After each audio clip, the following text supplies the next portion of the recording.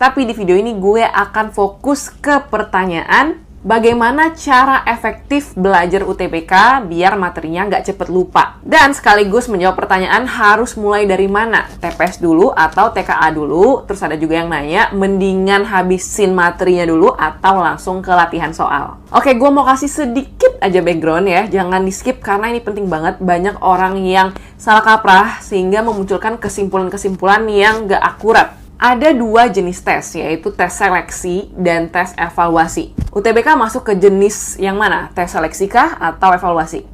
Tes seleksi dong, ya kan?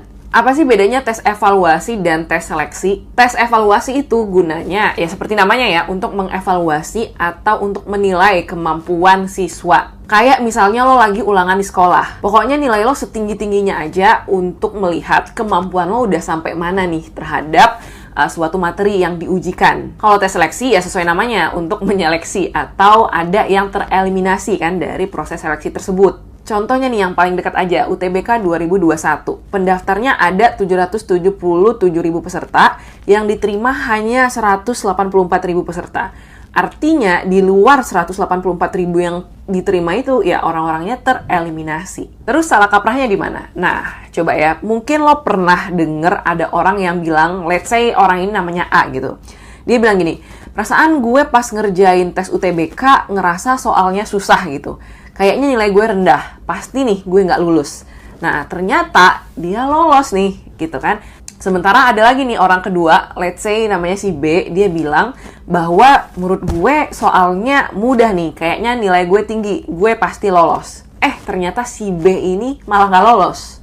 Kenapa hal itu bisa terjadi? Karena dua pernyataan ini nggak relevan. Let me tell you, nilai tinggi belum tentu diterima, nilai rendah belum tentu tidak diterima. Kenapa coba? Nah, untuk tahu lo lulus atau enggak, lo harus ngebandingin nilai lo dengan peringkat nasional, yaitu saingan lo yang milih jurusan dan univ yang sama kayak lo. Kalau nggak lo bandingkan dengan saingan lo tersebut, ya jadinya nggak relevan gitu. Oke, gue kasih contoh. Nih, si A, dia milih jurusan Kesehatan Masyarakat UI. Si B memilih jurusan FKUI. Si A ini, let's say nilainya 60% ya, si B 90%. Memang dari nilai ini kita bisa lihat lebih tinggi nilai B. Tapi ketika dibandingkan ke peringkat nasionalnya, ternyata kuota kesehatan masyarakat, contoh ini, ada 200 dan peringkat ke 200 itu nilainya 55%. Artinya si A ini lulus kan, ya kan? Karena nilainya lebih tinggi nih dari 55%. Nilai minimal yang diterima. Nah, kemudian FKUI misal kuotanya ada